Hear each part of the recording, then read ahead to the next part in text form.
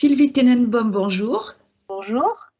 Merci d'avoir accepté l'invitation des éditions Philobia ici à Bucarest pour parler donc de votre ouvrage Guérir de la blessure d'abandon. Alors avant toute chose, je souhaite vous présenter. Vous êtes donc auteur, mais vous êtes surtout psychothérapeute, vous êtes formatrice, vous exercez à Paris et vous êtes donc l'auteur de plusieurs ouvrages, dont un consacré au transgénérationnel, mais donc celui qui nous occupe aujourd'hui va parler de l'abandon et de cette fameuse blessure d'abandon. Alors ma première question est toute simple, qu'entendez-vous justement par blessure d'abandon? Alors, la blessure d'abandon, qu'on appelle aussi l'abandonnisme, c'est un syndrome parce que ça recoupe beaucoup d'émotions, beaucoup de comportements. Ça démontre quand une personne abandonnique a des atteintes morales très profondes, des grandes douleurs psychiques qui vont les ronger toute une vie s'il n'y a pas de thérapie qui est faite. D'accord. Parce qu'elle n'est pas, déjà, elle n'est pas toujours consciente. Et elle conditionne tellement d'émotions, pas toujours de contact avec ces émotions et des choix de vie et des comportements, des décisions, etc. D'accord. Alors, est-ce que, selon vous, est-ce que nous avons tous une blessure d'abandon, qu'elle soit petite, qu'elle soit de moyenne importance ou même très importante? Est-ce que nous avons tous ce sentiment au fond de nous, cette sensation d'avoir à un moment donné peut-être, ou plus profondément, avoir été victime d'abandon? Non, on n'a pas tous, heureusement, nous ne souffrons pas tous d'une blessure d'abandon.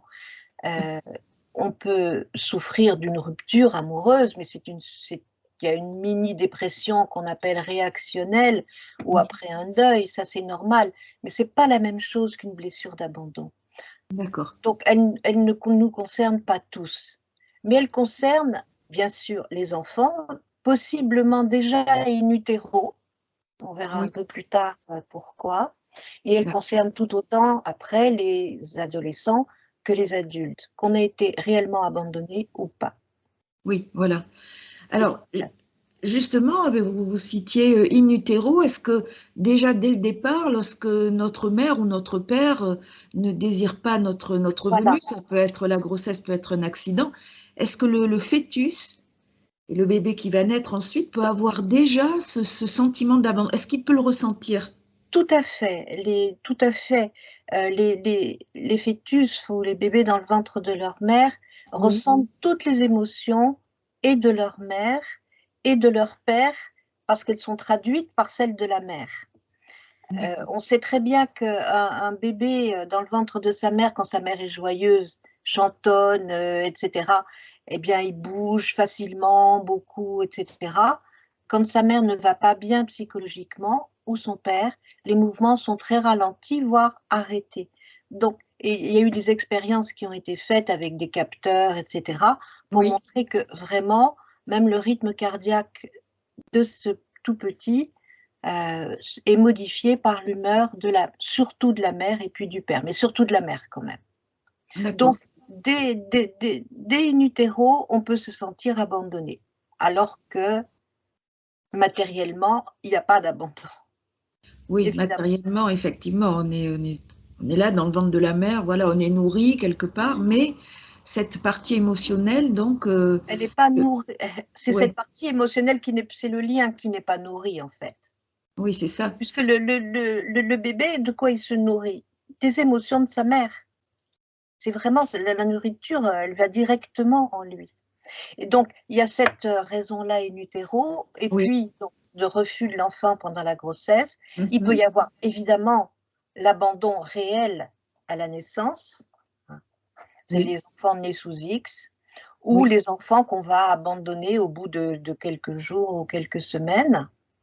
Il peut y avoir de la négligence, mais ça on verra aussi un peu plus tard le détail, un enfant qui est accueilli parfois à contre-cœur, qui vient déranger des projets, etc. Donc oui, ce sera un enfant qui peut être négligé, rejeté affectivement et privé de soins, ou même s'il y a des soins, il n'y a pas beaucoup de marques d'attention. Et puis oui. surtout pas d'attention aux besoins de l'enfant. Et puis le pire, c'est les enfants qui sont maltraités Mhm. psychologiquement, émotionnellement, physiquement. et malheureusement sexuellement. Oui, oui, oui. Il y a aussi les enfants qui sont éloignés trop tôt du milieu familial. Par exemple, un enfant de 2 mois qu'on va mettre en vacances chez une grand-mère, un grand-père ou quelqu'un de la famille peut se sentir effectivement abandonné. C'est trop tôt, 3 mois. Il faut attendre au moins 6 mois pour être laissé 2 jours chez quelqu'un d'autre que l'enfant connaît bien. Une séparation vécue contre son gré, évidemment, je sais pas, une mère malade, un père malade, ou soi-même, le bébé, l'enfant est malade et hospitalisé. J'ai oublié de parler aussi des enfants qui sont mis en couveuse quelques jours, voire plus, dès leur naissance. Oui. Eux aussi peuvent ressentir un sentiment d'abandon. Et puis, un deuil qui est vécu comme un abandon. Un deuil peut être vécu comme ça. D'ailleurs, ce genre de deuil provoque beaucoup de colère, même si elle n'est pas... Même si elle reste inconsciente, il y a beaucoup de deuil qui provoquent de la colère. Bien sûr de la tristesse, mais beaucoup de colère aussi. D'accord. Envers le parent qui est parti. On peut avoir été réellement abandonné. Oui. Ou avoir un sentiment d'abandon. Les émotions sont strictement les mêmes. D'accord. Ça peut être à tout âge, hein, les enfants, les adolescents et les adultes. Ça peut être même le départ d'une nounou à 10 ans peut être considéré comme un abandon. D'accord. Donc ça va être différent pour chaque enfant, chaque adolescent. Il peut avoir ce sentiment indépendamment des conditions extérieures qui pourraient être bonnes, relativement bonnes pour une autre personne.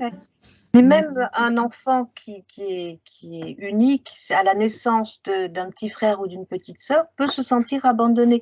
Françoise Dolto disait que quand la maman revient de la clinique en portant son bébé dans les bras, oui. L'enfant ressentait à peu près ce que peut ressentir un homme si la femme amène son amant à la maison. D'accord, ah oui. Ah oui, quand même, c'est assez énorme.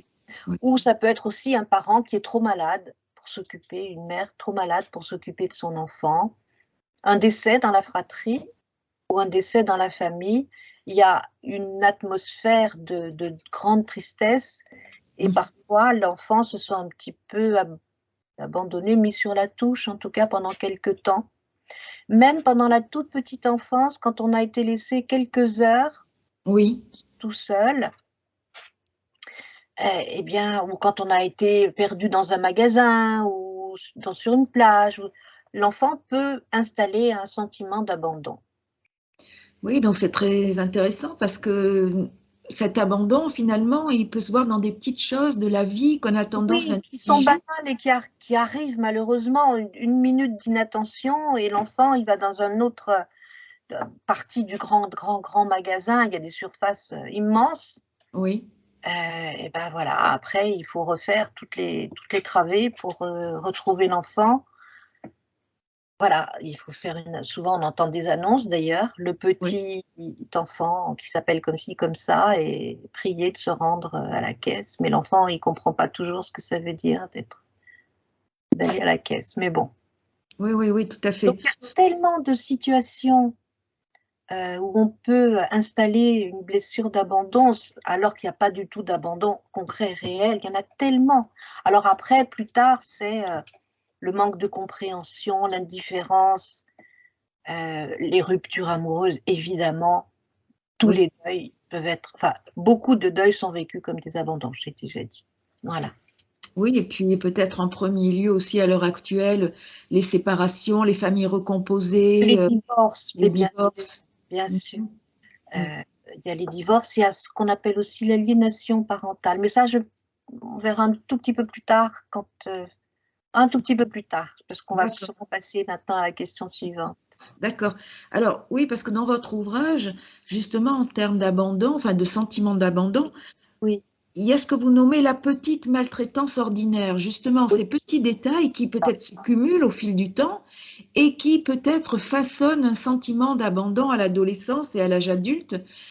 On a peut-être du mal à identifier d'où il vient, mais finalement, c'est cette addition de petites négligences, vous dites cette petite maltraitance, c'est-à-dire le fait de ne pas répondre à un enfant, de ne pas jouer avec lui, d'être indisponible. Et surtout de ne pas répondre à ses besoins. Voilà. Alors, il s'agit de parents qu'on appelle déficients ou négligents. D'ailleurs, la négligence parentale maintenant est Oui, punie par la loi quand elle est avérée, bien sûr, si une oui, assistante sociale est venue oui, constater. Ce qui n'est pas toujours le cas parce que l'enfant ne s'en plaint jamais. Jamais. En général, c'est les maîtresses à l'école ou les maîtres qui remarquent un comportement qui a changé chez l'enfant, etc. Alors, ça peut être, par exemple, il y a ce qu'on appelle le syndrome de la mère morte, sans jeu de mots. C'est oui, une mère qui donne des soins, qui fait oui, ce qu'il faut avec son enfant, mais sans aucun échange d'affect. C'est-à-dire qu'elle s'en occupe comme elle repasserait un vêtement, quoi. c'est ça. Et c'est parce qu'elle elle-même est très dépressive. Il y a aussi les mères qui sont elles-mêmes abandonnées, qui sont surprotectrices avec leurs enfants. Elles demandent un amour fusionnel. Alors, l'amour fusionnel, il existe réellement dans les 6 premiers mois, mais elles en demandent tellement à leur enfant qu'il ne se sent pas aimé tel qu'il est, mais en fonction de ce qu'il peut donner à sa mère ou à son père, mais c'est plus les mères.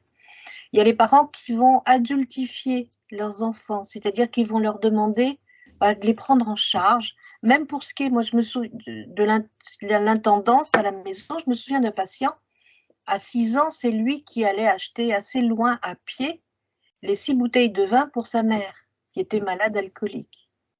Oui, là, c'est une inversion des rôles, là. C'est Là, on est vraiment complètement une inversion des rôles parce que ces parents qui adultifient leurs enfants, ils leur demandent de les prendre en charge matériellement, mais émotionnellement et affectivement surtout. Ça peut être après un divorce pour remplacer un époux qui n'est plus là. Ça peut être après un deuil pour remplacer peut-être un enfant qui n'est plus là.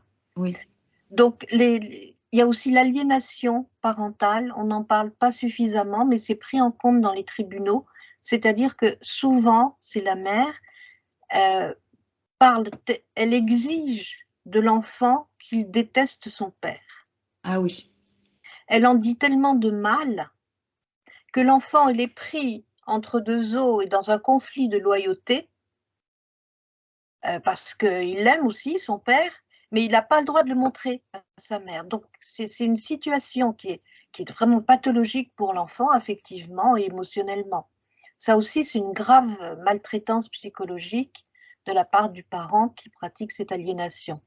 Donc, ça peut être aussi du manque de soins, du manque de marque d'amour aussi, marque d'attention.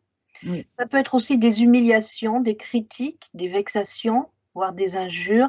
Moi, devant moi, une mère, je me souviens, j'avais la mère et la fille. La mère a dit à sa fille, tu es mon vomi. C'est quand même pas mal. Il y a les éducations aussi trop rigides, trop psychorigides, trop autoritaires. On se croirait au 19e siècle.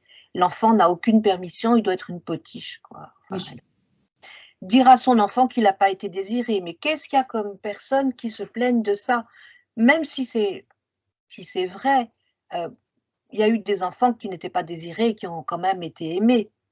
Mais dire à son enfant, j'ai pas voulu de toi, oui, c'est d'une cruauté.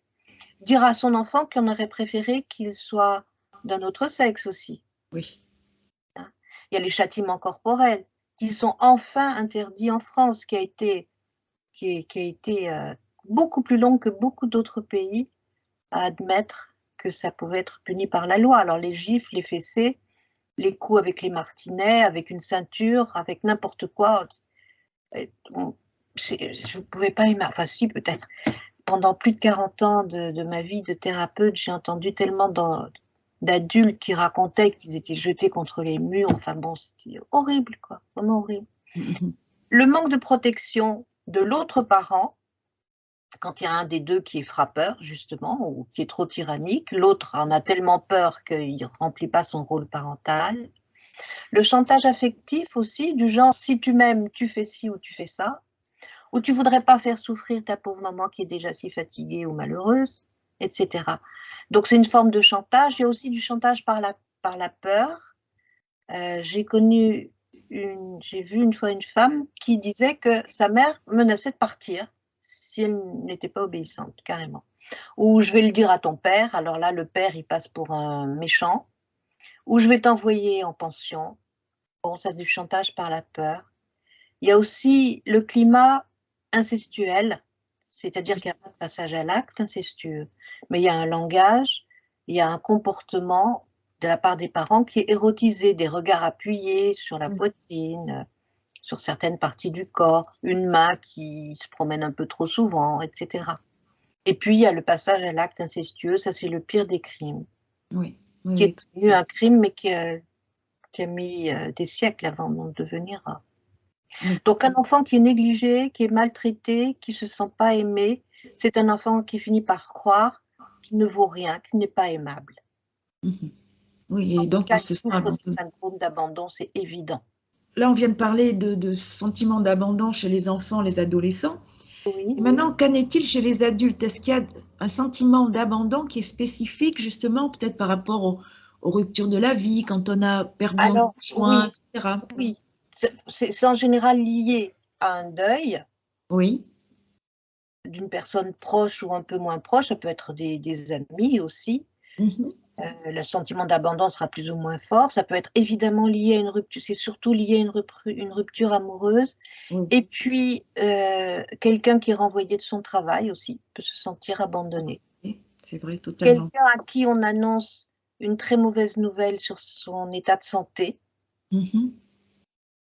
peut se sentir abandonné par la vie. Alors, ça ne veut rien dire, évidemment. La vie n'abandonne personne. Mais voilà, ça peut provoquer parfois un sentiment d'abandon. Et chez les adultes, il y a aussi les personnes âgées. Souvenez-vous de cette énorme canicule. Je ne sais pas si elle a touché la Belgique. Je ne sais pas si elle a touché la Roumanie. Je ne sais pas si elle a touché des pays au-delà de la France, même proches, comme la Belgique, la Suisse, etc.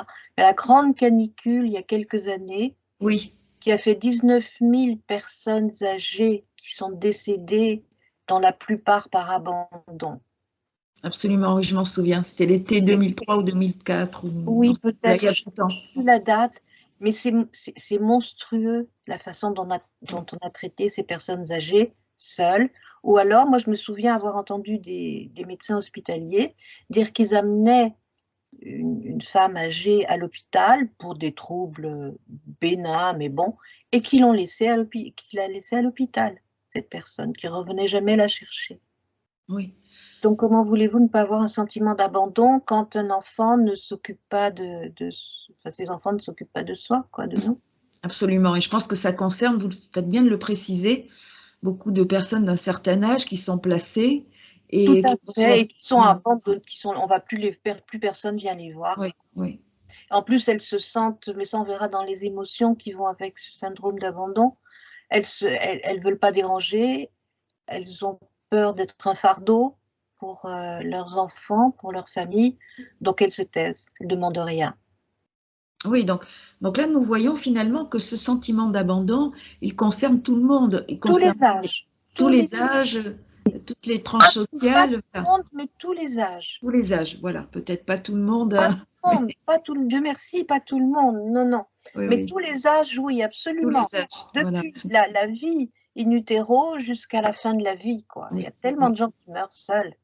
Oui, et beaucoup en ce moment, effectivement, dû aussi aux circonstances, certainement, de personnes Peut-être âgées qu'avec qui le se. Covid, Oui, bah oui, on a moins peut-être rendu visite à ses parents, mais bon, faut pas exagérer, à moins qu'ils aient habité très très loin.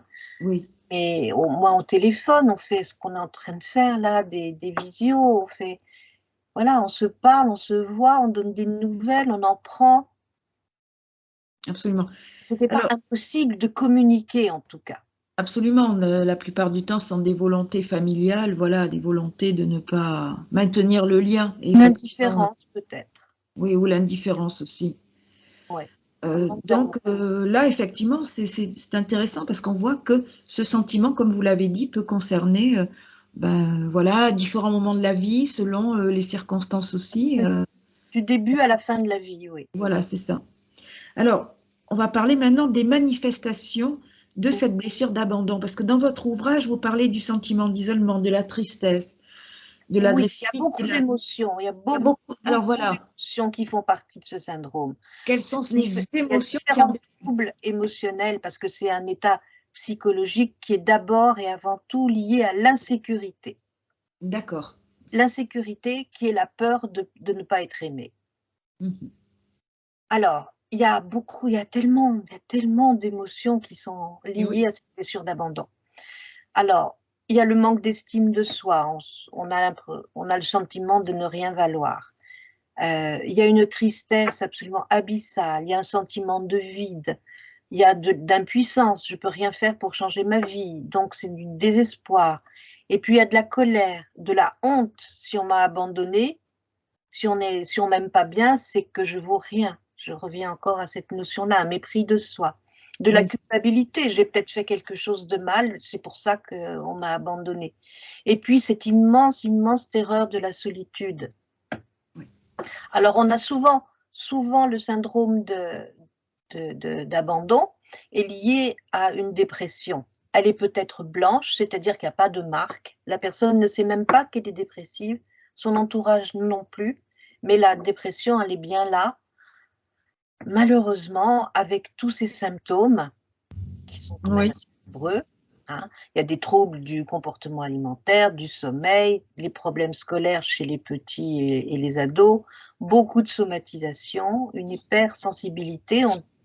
Il y a des gens hypersensibles, une très faible estime de soi, je l'ai déjà dit, de la dépendance affective avec cette peur d'être rejeté, beaucoup de troubles de l'humeur qui font partie du tableau de la dépression, avec de la colère aussi contre l'autre, de l'agressivité. Cette colère, elle n'est peut-être pas ressentie, mais elle est passée en acte, et puis beaucoup d'anxiété, d'angoisse de séparation. oui, oui, Mais il y a oui. aussi beaucoup d'autres émotions, avec la peur d'être quitté, bien sûr. Si on est avec quelqu'un, ou même amicalement, hein, la peur d'être quitté, que cette relation s'arrête. Donc c'est l'insécurité affective. On a l'impression que les marques d'amour qu'on reçoit sont toujours insuffisantes. Donc c'est comme avec une drogue, il en faut toujours plus pour que ça marche. Donc on est addict, c'est une addiction aux marques d'amour. Et d'ailleurs, il peut y avoir, mais ça on verra dans les comportements, des addictions à bien d'autres choses. Cette peur d'être quitté, combien de temps je vais rester amie ou alors en amour avec cette personne? Parce que toute marque d'amour peut être suspecte, il y a une suspicion. Est-ce que cette personne m'aime vraiment ou qu'est-ce qu'elle attend de moi, etc. Une alternance entre, c'est un peu je te prends, je te jette, c'est-à-dire entre cette énorme demande d'amour et puis ce besoin de repousser l'autre par peur justement que ça s'arrête et que ce soit l'autre qui décide que ça s'arrête. Donc je quitte, je me sépare par peur d'être quittée, d'être rejetée. Bon, l'addiction, on l'a déjà dit, il y a une soif d'absolu, c'est-à-dire qu'il faut un amour parfait, un amour idéalisé qui évidemment n'existe pas. Donc ça provoque une grande dépendance affective et beaucoup de déception, beaucoup de désillusion. Un sentiment d'indignité, mésestime de soi, une culpabilité. Qu'est-ce que j'ai fait de mal? Beaucoup de ressentiment, bien sûr. Et puis, bon, ça, après, ce sera de la honte. Bon, ben voilà, j'ai à peu près de l'anxiété. Oui, c'est ça. J'ai à peu près passé en revue toutes les grandes émotions. Oui, donc là, Malheureusement, à ce syndrome, enfin, c'est presque toute la liste des émotions pénibles à vivre. Je ne veux pas dire émotions négatives, parce qu'il n'y a pas d'émotions négatives ou positives, comme on peut lire ou entendre parfois, ou même souvent. Il y a des émotions plus ou moins agréables, c'est tout. Aucune n'est négative, ni positive d'ailleurs. oui. Elle est. L'émotion, c'est comme ça. Elle est toujours vraie. C'est ce qu'il y a de plus vrai chez un être humain.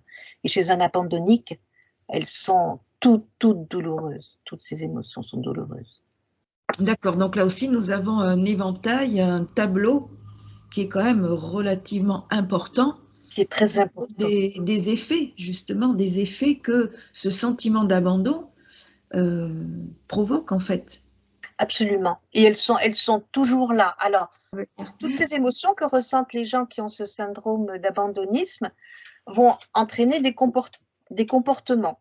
Des comportements que leur entourage va trouver pas très agréables parce qu'il y Oui, a beaucoup de défis. Pour se prouver que l'autre nous aime vraiment, on va les manipuler et puis on va les défier. La manipulation étant une forme de défi, c'est une escalade de mise à l'épreuve pour que l'autre prouve qu'il nous aime vraiment. Ça peut être une apparente indifférence, ça peut être une forme d'éloignement pour que l'autre vienne nous raccrocher. D'autres comportements, c'est très très fréquent chez les gens abandonniques, c'est se forcer à faire pour les autres ce qu'on ne ferait jamais si on n'avait pas cette peur d'être abandonné. Et puis alors donc il y a ce chantage affectif qui est parfois du chantage au suicide. Et puis cette peur de l'autonomie, cette peur de l'indépendance avec une victimisation, je me sens tellement impuissante que j'ai besoin de toi tout le temps. Donc une demande, toujours de plus en plus forte, parce qu'il en faut toujours plus. Il y a l'évitement d'un véritable engagement par peur, évidemment, d'être quitté. Il y a beaucoup d'isolement, de repli sur soi. Et puis cette quête constante de marque d'amour avec une comptabilité presque qui est tenue et une gentillesse excessive qui n'est pas toujours sincère puisqu'elle est, il faut en recevoir en retour, quoi. Donc elle n'est pas forcément spontanée. D'accord, oui, donc là... Et puis une agressivité, une colère qui est parfois quand même exprimée et l'autre s'en prend plein la figure alors qu'il fait ce qu'il peut.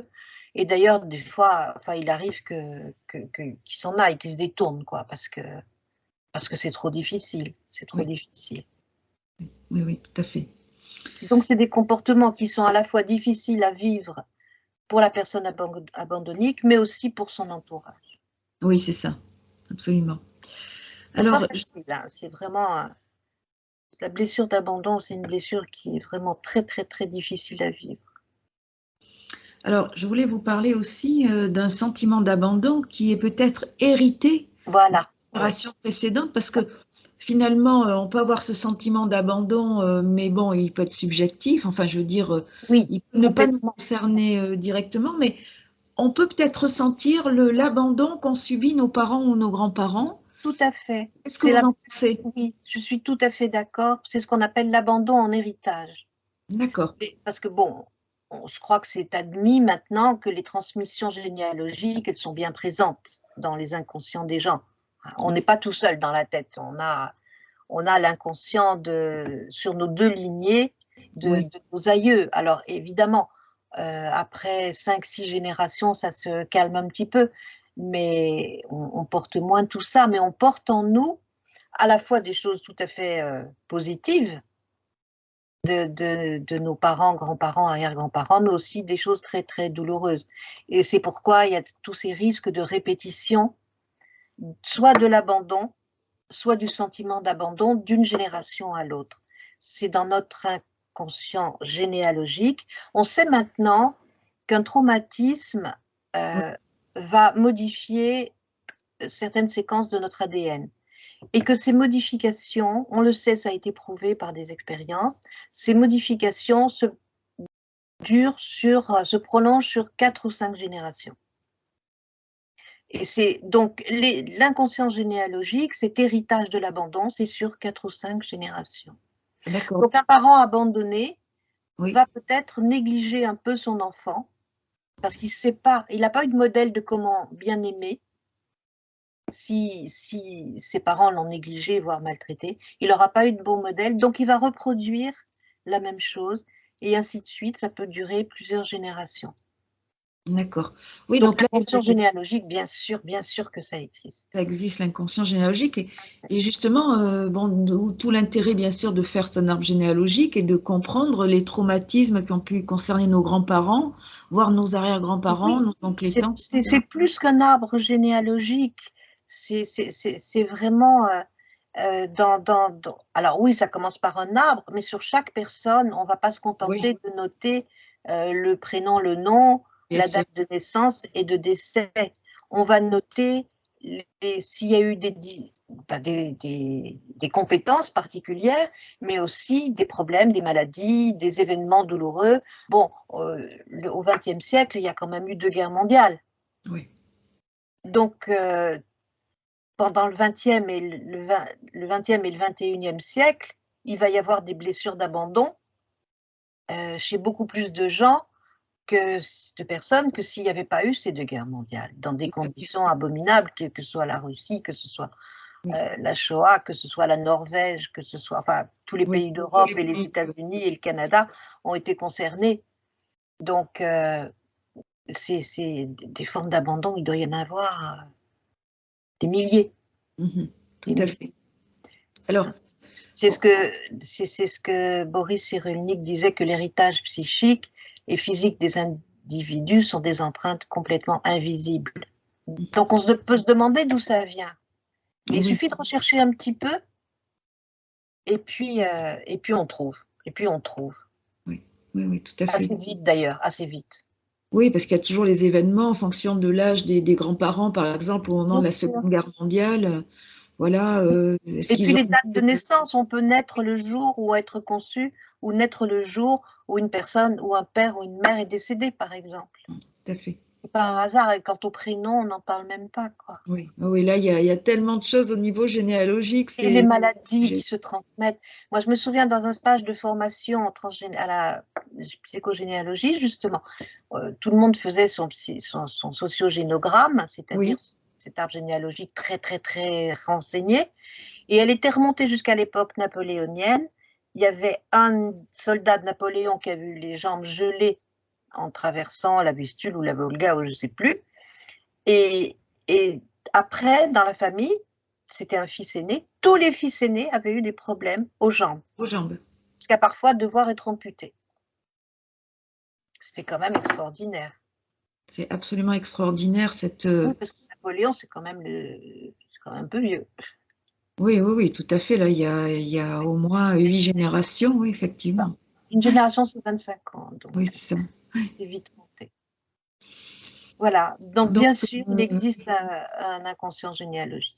Il existe un inconscient généalogique. Et c'est pourquoi, d'ailleurs, les thérapeutes qui travaillent avec cet inconscient généalogique doivent être un peu calés en histoire. Oui. De n'importe quel pays, mais surtout les pays d'Europe, bien sûr. Mais parce que c'est important pour les aider à comprendre qu'il y a eu une bataille à ce moment-là, ou quelque chose, vous voyez, ou une invasion, ou quelque chose.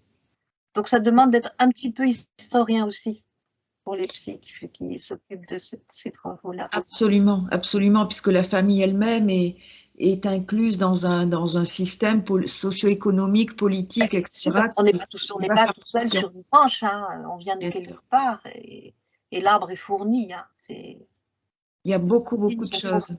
Oui.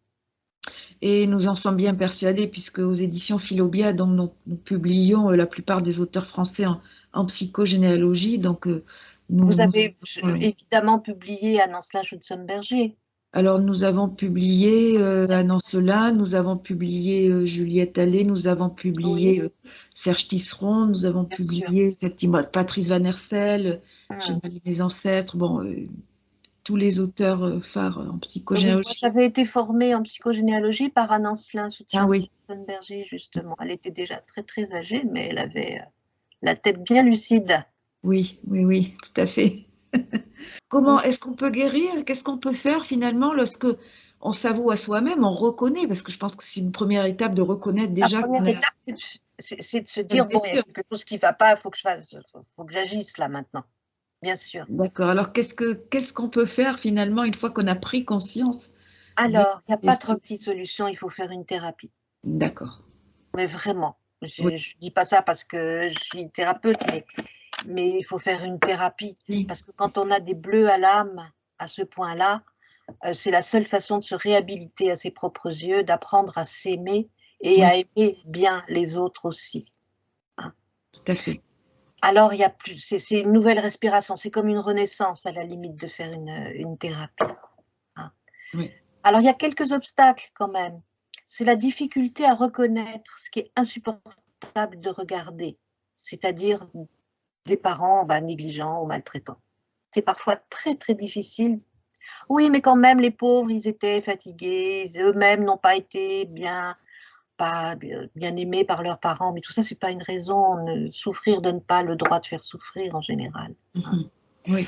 La difficulté à faire confiance à son thérapeute, est-ce qu'il ne va pas me quitter lui aussi?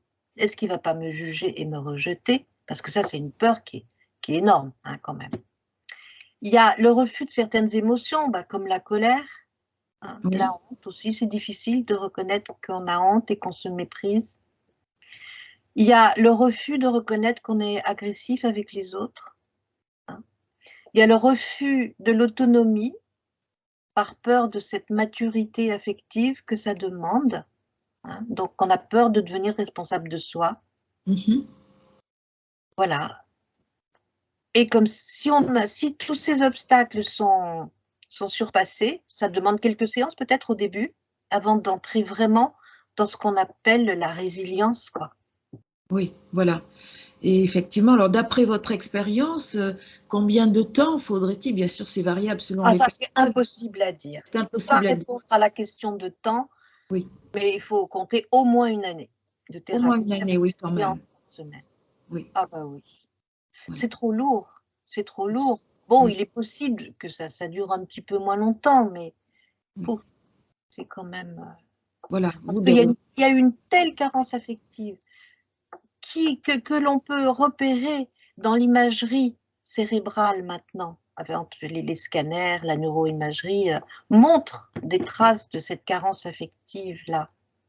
Surtout Oui. quand l'abandon a été réel ou quand il y a eu trop de maltraitance. Je ne parle pas de séparation amoureuse, ce n'est pas une carence affective. Oui, Hein, bien d'accord. sûr. Oui. Mais ça se voit dans notre tête, quoi. Elle se voit. Donc c'est important pour reconnaître, comprendre et admettre et surtout exprimer toutes ces émotions. Donc le travail du thérapeute, ça va être d'aider à les faire ressortir petit à petit en montrant que personne ne les juge. D'accord. Donc il faut une émotion qui a été exprimée, ça y est, elle est sortie de soi, quoi. Hein, c'est comme après un traumatisme. Hein. Dans les troubles de stress post-traumatique, il faut dire les choses. Il faut dire et les redire. Hein. Parce que souvent, il y a une partie de la mémoire qui a été occultée pour éviter de trop souffrir. Bon, alors il va falloir souffrir encore un petit peu, si j'ose dire, en reparlant de toutes ces émotions et en parlant de certains événements, certaines situations qui ont été insupportables à vivre. Mais une fois que ça a été répété, redit, ça y est, c'est sorti vraiment de soi. Ça met une distance, de toute façon. Et si au début c'est trop difficile de le dire, on le fait écrire. Ce qui est écrit, Voilà, mais à distance aussi. Voilà, c'est la question que je voulais vous poser. L'écriture, le dessin, est-ce que ça fait partie aussi des outils? Voilà. Tout à fait. Le dessin pour les enfants, c'est très Oui. important. On prend un bloc et on tourne les pages. Sur la première page, on lui fait dessiner. Si tu dois faire un dessin de ce que tu ressens maintenant, vas-y, avec de la couleur s'il veut, etc. Et puis à chaque page, on modifie un aspect du dessin. On change la couleur, on change un petit trait, etc. Et on continue à tourner et petit à petit, le dessin, il est complètement différent et l'émotion est différente. Bien sûr, tout à Ça, fait. c'est avec les petits. Ce Oui. qu'il va falloir faire aussi, c'est apaiser la tristesse. Hein. Donc, il y a des deuils à faire. Il y a surtout le deuil, pas d'un parent qu'on a idéalisé. Parce que quand on est né sous X, on peut soit idéaliser son parent, Oui. soit le considérer comme un monstre, enfin sa mère, soit la considérer comme un monstre. Donc il faut faire le deuil d'avoir eu une mère qui est là et qui a accompagné toute l'enfance. Donc il faut faire ce deuil-là, il faut faire le deuil si nécessaire. Il faut faire le deuil d'une enfance ou d'une adolescence heureuse. Bon, voilà, c'est indispensable pour grandir. Donc il y a des deuils à faire. C'est important d'accepter de ne pas avoir eu une bonne enfance ou une bonne adolescence, surtout pas idéale.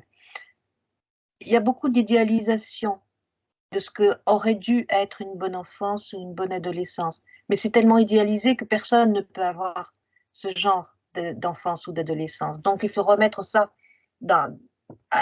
remettre à des normes qui admettent la réalité de la vie. Il faut aussi faire le deuil d'une image dégradée de soi-même, accepter de ne pas être quelqu'un qui n'est pas aimable au sens strict du terme. Donc, se débarrasser de la honte. Oui. Et dire adieu à la culpabilité. la seule chose dont les gens qui souffrent de cette blessure d'abandon, la seule culpabilité qu'ils peuvent avoir, c'est vis-à-vis des gens qui font souffrir autour d'eux en étant trop agressifs, en leur en demandant trop, en faisant parfois du chantage comme on a vu tout à l'heure. Oui. Et dire adieu à la culpabilité, c'est la seule façon de se réhabiliter à ses propres yeux. Tout ça va apaiser la colère. Il y a plusieurs façons. On peut faire écrire une lettre exprimant la colère, et puis après, le patient se met en face du fauteuil où il met la personne, souvent la mère ou le père, ou la personne qui les a quittés en amour, sur ce fauteuil et va lui lire la lettre. Toute sa colère va sortir. Voilà, c'est ça. Absolument. On peut même faire taper. Moi, je fais taper avec une passe de baseball sur le canapé pour... ça fait beaucoup de bien. Oui, tout à fait. Ils n'osent pas, mais une fois que c'est fait, ils sont très contents. Oui, Donc, il faut cesser d'idéaliser tous les gens qui étaient là pour qu'on soit aimé. C'est des gens qui ont droit à l'erreur aussi. Et puis, quitter la peur. Et pour quitter la peur, on peut faire ce que j'appelle le reparentage. C'est-à-dire prendre sur ses genoux le petit qu'on était à l'âge où on a le plus souffert, ou mettre à côté l'ado si c'était un ado, et lui dire à cet enfant, quel que soit son âge, tout ce qu'il aurait aimé entendre. Que même si son père, sa mère ou telle personne ne lui a pas donné tout ce qu'il attendait, c'est quand même quelqu'un qui est digne d'être aimé. En l'assurant que maintenant, voilà, je vais te dire maintenant, c'est moi qui vais m'occuper de toi et je ne te quitterai jamais. Et pour ça, il faut être sûr que ce patient a les qualités nécessaires pour faire ce reparentage. Donc, on peut travailler aussi sur les ressources nécessaires. Oui. L'empathie, la compassion, l'écoute, la bienveillance, etc., etc. Donc, le reparentage, c'est quelque chose de très important pour sortir de la peur. Et puis, un travail qu'on peut enfin faire après avoir fait tout ça, c'est restaurer l'estime de soi. Mais pour s'estimer, on ne peut pas aimer quelqu'un qu'on ne connaît pas. Alors, pour restaurer l'estime de soi, il faut apprendre à se connaître, ses croyances, ses valeurs, parce qu'il y a des croyances qu'il faut parfois modifier, genre je ne vaux rien, ou ses valeurs, pour sortir de la dépendance affective, quitter cette fusion. La fusion, ce n'est pas de l'amour. Quand on est adulte, on ne peut pas être en fusion, ce n'est pas possible. On est deux personnes, on est je et on est tu. On n'est pas un nous qui serait osmotique comme avec le tout petit bébé. Tout ça permet d'apprendre à s'aimer pour avoir une vie relationnelle enfin satisfaisante et apaisée, sans crainte. Alors, il y a beaucoup d'approches thérapeutiques. Vous avez la PNL, vous avez la programmation neurolinguistique, mais vous avez l'hypnose ericksonienne, vous avez la méditation pleine conscience, mais ça vient un peu après. Il y a beaucoup d'approches thérapeutiques. Tout va dépendre des affinités qu'on va avoir avec son psy. Il vaut mieux en avoir 2 ou 3 avant d'en choisir un, parce qu'à compétence égale, ce qui fait que la thérapie va fonctionner, c'est la confiance réciproque entre le patient qui a confiance en son thérapeute et le thérapeute qui a confiance en le désir de changer, d'avancer, d'évoluer de son patient. Voilà. Très bien. Alors, pour terminer... C'est une longue affaire. Oui, tout à fait, on le comprend bien et on le comprend tout à fait.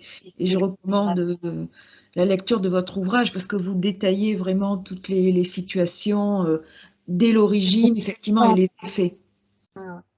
Voilà. Alors, pour terminer, est-ce que vous auriez un message pour vos lecteurs et vos futurs lecteurs roumains? Ah oui, je voudrais vous dire que là, puisque j'en ai l'occasion, je suis très heureuse de l'avoir. Je voudrais exprimer à tous les enfants roumains qui ont été abandonnés. Il y a eu une époque où c'était terrible. Maintenant, ils sont adultes. Je voudrais vraiment leur exprimer ma totale empathie avec eux. Vraiment. Ils ont vécu le pire. Et j'en suis encore, vous voyez, très émue. J'espère que leur vie d'aujourd'hui leur apporte toute la joie, toute la paix dont ils ont besoin. Je voudrais rajouter qu'ils doivent savoir qu'ils peuvent être aimés. Voilà. Merci beaucoup Sylvie de Avec ce plaisir. message Avec plaisir. et de l'interview qui, j'espère, va donner envie de lire votre ouvrage qui est absolument fondamental parce que je pense que nous sommes Merci.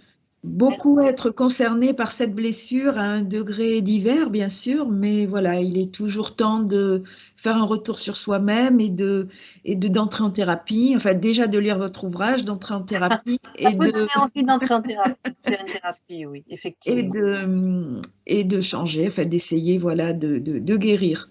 De guérir pour vivre en paix avec soi, enfin, enfin. Exactement, exactement. Voilà. Merci beaucoup, Elisabeth.